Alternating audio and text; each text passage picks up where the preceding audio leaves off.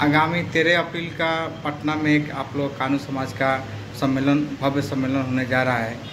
इसको लेकर पंचायती राज के मंत्री केदार प्रसाद जी आपके विद्यालय में आए थे और आपने 2 मुख्य मांग किए थे।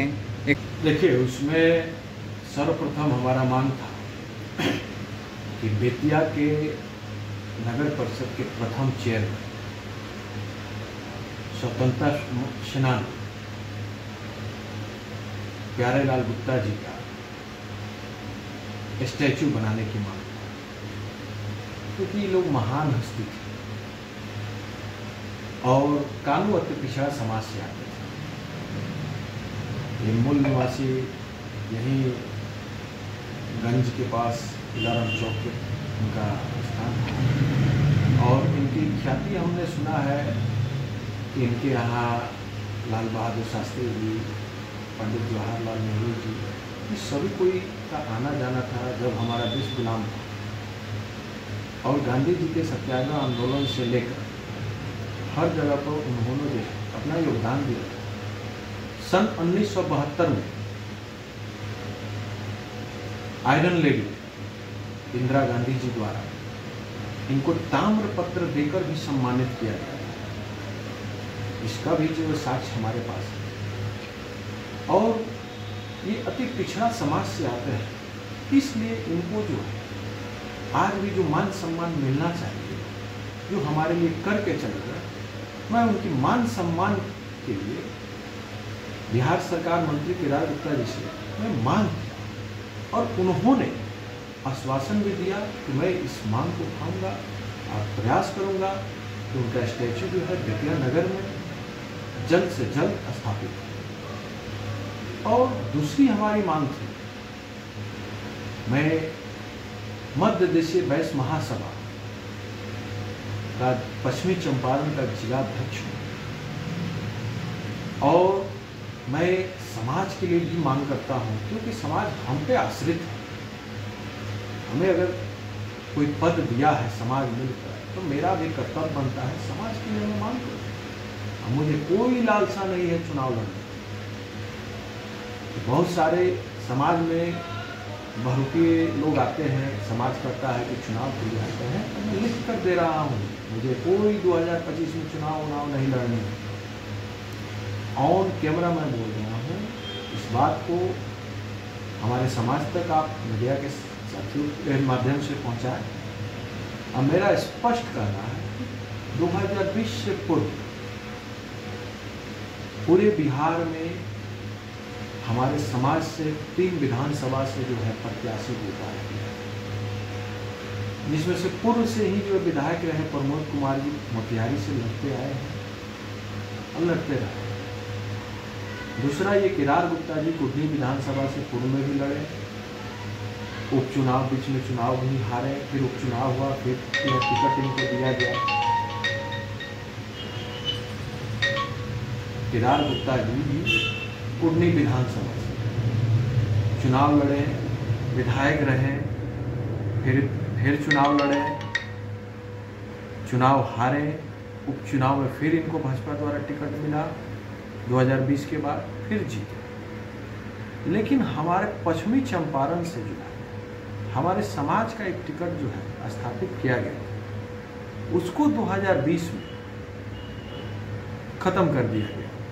एक तो पहली बार पश्चिमी चंपारण में भाजपा द्वारा जो टिकट दिया गया और वहाँ पर जो है राजनीतिक देश के कारण हमारी समाज की नेत्री रेणु देवी को हरा दिया गया। तो पुनः अब की बार जो 2020 में उसको टिकट मिला रहा था उनको, वो एकदम जीत कर गया और वो टिकट की काट कर दिया गया। चलिए, हमें इस बात से भी कोई दिक्कत नहीं है, रेणु देवी हार गई चुनाव इसलिए टिकट उनका काट दिया गया या कोई भी कारण, लेकिन इस पश्चिमी चंपारण में हमारे भाजपा को वोट जो है, पश्चिमी चंपारण बिहार से देश के कोने कोने में भाजपा को वोट कानून समाज देता है। तो हमारा कोई ना कोई समाज के व्यक्ति को तो टिकट देना चाहिए। और मैं इसी पूर्व की जो हमारा जगह था, हमारी थाली था, जिसको ख़त्म कर दिया गया, छीन लिया गया, मैं उस चीज़ को मांग किया बिहार सरकार मंत्री भाजपा के केदार गुप्ता जी से, तो भाजपा के शीर्ष नेतृत्व से जो है मांग करें और हमारी जो मोदी जी का ही का नाम है, जिसकी जितनी भागीदारी उसकी उतनी हिस्सेदारी। तो हमारी समाज की जो भागीदारी है, जो संख्या बल है, उसके हिसाब से हमारा जो टिकट दे, ताकि हमारा जो समाज आज के भी डेट में जो है राजनीतिक स्थिति में जो बहुत ही लो है, जब तक हमारे समाज के लोग राजनीति में मजबूत नहीं होंगे, हमारा समाज मजबूत नहीं होगा।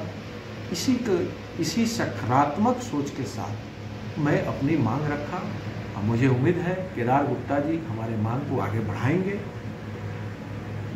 यहाँ पश्चिम चंपारण में 9 विधानसभा सीट है, तो क्या ऐसा नहीं लगता है कि आपके हलवाई समाज की संख्या ज़्यादा है इस विधानसभा में, यहाँ पर भी टिकट मिलना चाहिए? बिल्कुल, कौन सी विधानसभा में हम नहीं हैं। हमारे बेतिया मझौलिया विधानसभा में आइए, ठीक है, बेतिया से शुरू कीजिए, जहाँ हम लोग छनौटा छाप है, जहाँ नाश्ता छनौटा की दुकान मिलेगी, 100 में से जो है 90-99 जो है हमारे समाज के लोग हैं। तो हमारी संख्या बेतिया में नहीं है, नौतन में नहीं है, चनपटिया में नहीं है। हमने जमीनी स्तर पर घूम घूम कर जो है लिस्टिंग किया है। ये जो है पूर्व में जो बिहार सरकार की जो है द्वारा जो है जनगणना हुआ, और ये तेजस्वी यादव ने हमारे समाज का ही जो है संख्या गड़बड़ कर, और मैं जिला में गया ये जो जनगणना का रिपोर्ट मांगने, तो बताया जा रहा है कि पटना जाके लॉक हो गया, जाइए पटना खोजिए, यहाँ कुछ नहीं। ऐसे कैसे होगा भाई? रिकॉर्ड रूम में तो एक एक चीज़ रहनी चाहिए कि हमें जनगणना का रिपोर्ट मिले। तो मैं इसलिए भी अभी प्रयासरत हूँ कि जो जनगणना हुआ उसका रिपोर्ट मिले, कहाँ कहाँ मैं एकदम ज़मीनी स्तर पर जाकर मेरा जो संख्या गड़बड़ हुआ है उसका सुधार का भी मांग करूँगा। और हमारा संख्या नरकटियागंज से लेकर इस जिला तो छोड़ दीजिए, हर जगह हम लोग हैं, हर जगह से हम लोग जो है एनडीए को वोट करते हैं, आए हैं हमारे लोग। तो इसलिए तो हमारा मांग भी तो उन्हीं से बनता है, ठीक है। जहाँ हम हिस्सेदारी से वोट देंगे वहीं ना अपना हक खोजेंगे। और मुझे उम्मीद है कि केदार गुप्ता जी श्रेष्ठ एनडीए के शीर्ष नेतृत्व तक ये बात पर पहुँचाएंगे, भाजपा के शीर्ष नेतृत्व तक ये बात पहुँचाएंगे, और हमारी मांग को जो है, ठीक है, पहुँचाकर जो है उस पर जो सकारात्मक जो है रिजल्ट लाने का प्रयास करेंगे। आगामी 13 अप्रैल का जो आप लोग का महासम्मेलन होने वाला है पटना में, क्या चीज़ के लिए होने वाला है? ये जो है मिरर हाई स्कूल में बंसी चचा जो हमारे समाज के जो है उनका शहादत दिवस मनाया जाता रहा है, और इस बार पुनः पटना के मिरर हाई स्कूल में मनाया जा रहा है।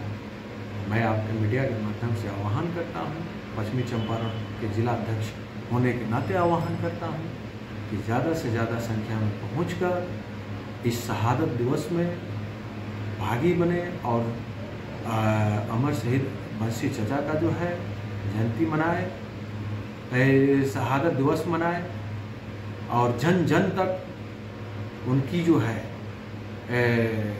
उपलब्धि को जो है पहुंचाने का प्रयास करें। कहाँ से आने वाले लोग हैं? पूरे बिहार सहित बिहार के कोने कोने, बिहार के हर गांव से, हर प्रखंड से, हर पंचायत से लोग पहुंचने वाले, भारी संख्या में पहुंचने वाले।